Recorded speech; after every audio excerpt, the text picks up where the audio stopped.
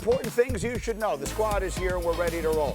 We are 25 minutes commercial-free right off the top, so if you have a clicker, put it away. You don't need it. Second, all the things I just told you in the tease are coming. But we begin while you were sleeping. The entire fortunes of an NFL franchise may have been completely reversed by a critical coaching decision. It was Sam Darnold and the Seahawks. It was Jayden Daniels and the Commanders. Early, it was all Seattle. We got Jayden lofting it up, and we got a pick with a 7-0 score. Oh, you're going to give a DB a jump ball. We're going to finish that one. Get the other foot down. Turnovers are awesome. Seahawks were just dominating the entire first half last night, and a lot of it, D-Wood, Sam Darnold was dealing. Absolutely. I mean, look at the pinpoint accuracy by Sam Darnold. He's been doing these type of things all season long. 14-0 Seattle, and they're just getting started. So this is after the touchdown, the ensuing kickoff. You got Jalen Lane returning it, and not well. Rex, what can't we do? Can't fumble that thing, Greeny, but he certainly did right there.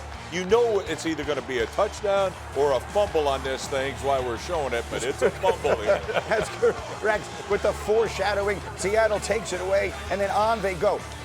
Schefter, Elijah Arroyo going to take it in. Sam Darnold had a perfect first half. He has been on the money. They love him in Seattle. They feel like they've dramatically upgraded the position. He was 16 of 16, 282, and 4 touchdowns in the first half. Now, we take you to the fourth quarter because this game is decided, and we're showing you a punt. Why?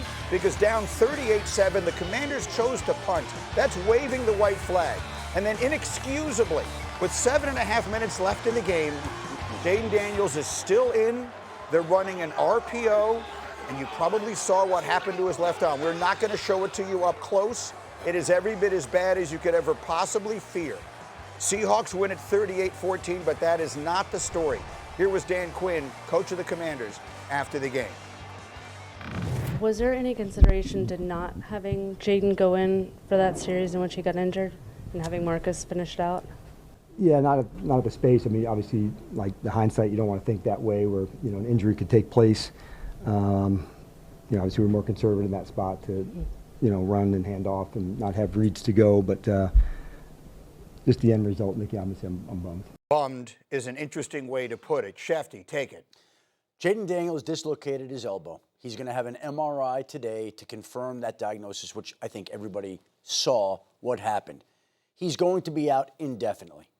Think about where the Commanders are in their season and think about how much Jayden Daniels means to that franchise and think about the history of this franchise. I would venture to tell you right now, there's a realistic chance that Jayden Daniels will not play again this season.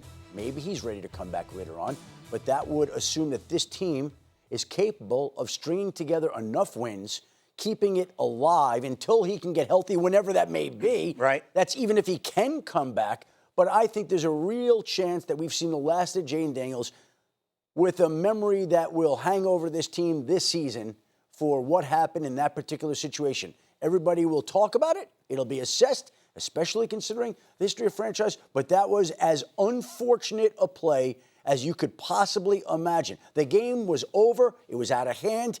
People were asleep. And all of a sudden, this enormously significant play unfolds that's going to have huge ramifications. The reason we wanted to put the punt in the highlight, the reason we showed you the Commanders punting, and Rex, it is a luxury for me to have a head coach here. When you punt down 38-7 in the fourth quarter, what are you saying? Yeah, I mean, the white flag's out. Like, we're conceding obviously the game's over. We know that. So at that point, we understand the game is over. The 7.5 minutes left, you're losing by 31 points. It is very easy for me sitting here to say, why in the world is my star quarterback still on the field running RPOs? You've actually been the person who had to make those decisions. What is your reaction to the way it was handled? Yeah, look, I mean, I've left starters out there before, all right, but your play design is obviously, let's just run the ball, we're going to get through this game. Now, I'll say this. I never had a superstar quarterback. Mm-hmm. You know, I had guys. I got my quarterback hurt in a preseason game. Right, I remember. Mark Sanchez. Yes. All right, and he was competing for the job at the time with Geno Smith, by the way. But in this situation, once you punt, I was surprised that he stayed in the game. All right, and again, obviously it's a huge mistake, but I have left starters out there and we just run the football and things like that. This is obviously a horrendous situation that happened here. Football players play, and I think most of the time I would love to shoot the coach a little bit of bail and say, I understand you're going to leave your guy out there. But you have to understand the context of this player in this situation. The big knock on Jayden Daniels coming out of the draft was he puts himself in harm's way. And it's come to fruition week after week after week. There really is no reason. And I understand the roster's not big enough to pull everybody out. We just can't do it.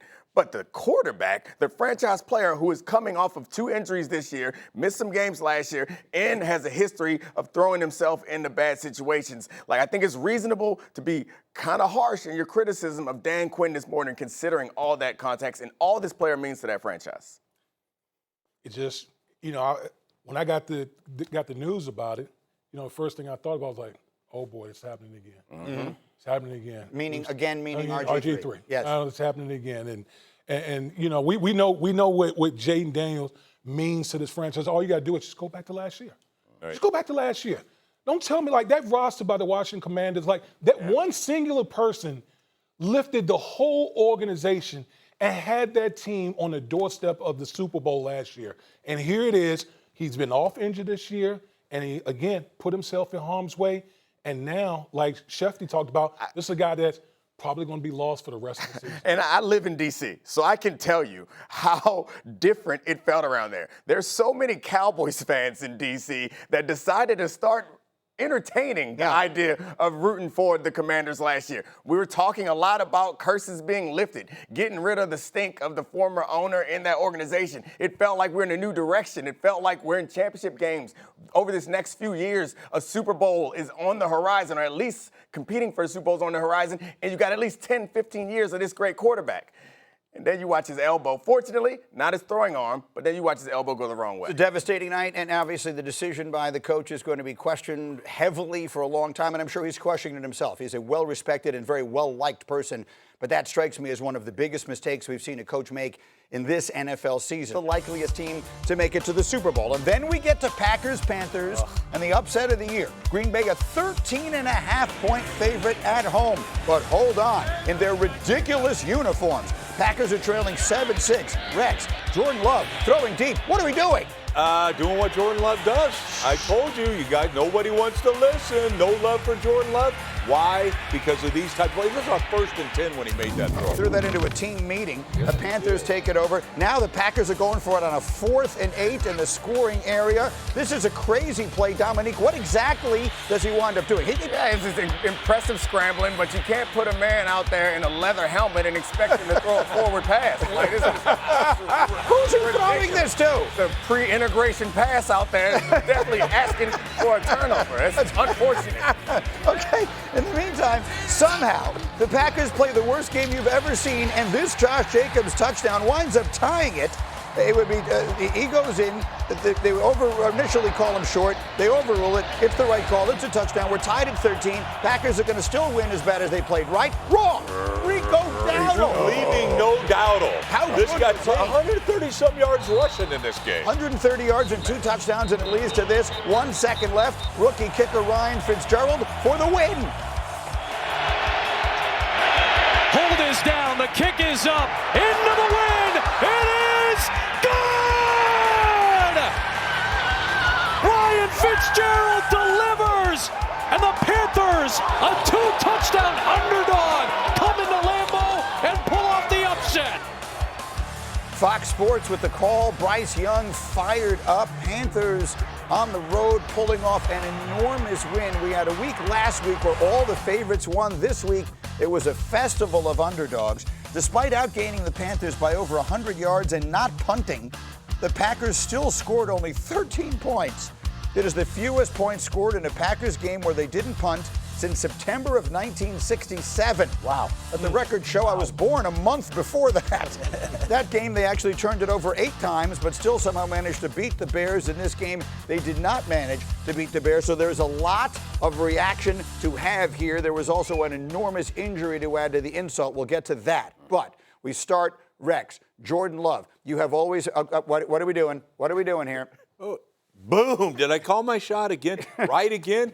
I don't know. Don't hate. Just admit it. Just admit it. I don't know what you're saying. What is it? What is the it we're admitting? Because he forces sometimes he makes bonehead mistakes in critical times. Now look, this one I get it. It's fourth down. You're trying to throw something up there, but this is typical. It's a good thing that this guy got feet for hands. Come on, that would have been another pick, and that probably would have been a pick six. Yeah. So, but this one here blows me away. This is 1st and 10. You're right, Grin. He throws it into a team meeting. There's 3 Panthers standing back there. Giving your guy a shot, not in this case, in the middle of the field here on 1st and 10, that's why sometimes this young man becomes reckless, and that's why I'm not all in on this team. And so we've got the Jordan Love piece of it. There's another thing I feel a need to ask the players who are sitting here, okay? The Packers had just a week before played against Aaron Rodgers, which is obviously an enormously emotional game for Green Bay for any number of obvious reasons. Next week, they have a Monday night date with the defending Super Bowl champion Philadelphia Eagles. Sandwiched in between this game at home, where they were a 13.5-point favorite against Carolina. Is that a trap game? Yeah, I mean, I think it may have been a trap game, but I think you're asking the wrong person on the panel about that. You need to talk to the coaches, because I think that's what happens is the coaches put all their good ideas into one week, and then they start advanced scouting for the following week. And then in the middle, we got this little game. We just run the same stuff we ran last week. It's going to work. Really? I don't think the players, oftentimes, I don't think it's the players who come up short in those trap game situations.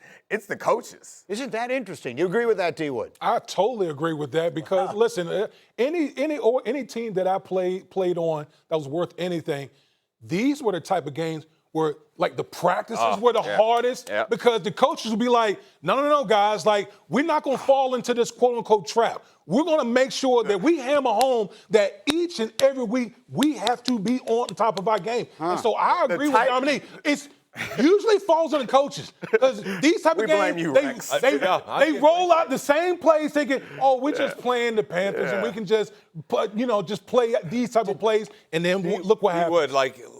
Quite honestly, when you're a coach, you got to come back. Your best coaching job are the games you're supposed to win. And those are the ones because you got to get your guys up. Look, it's human nature to say, I'm watching extra film if we playing the Patriots. I'm going to be if we playing the Patriots, you're going to do I'm that watching on your own. Oh, I got Randy this week? Oh, I'm locked in. But it's different. These other situations, Absolutely. The type of nonsense coaches have come up with in order to motivate a team during the off week is incredible. Well, my takeaway is don't hate on Rex, blame Rex. That's the first thing. Okay. The second thing is try to figure out Green Bay, a team that looked like a ferocious monster the first 2 weeks of the season.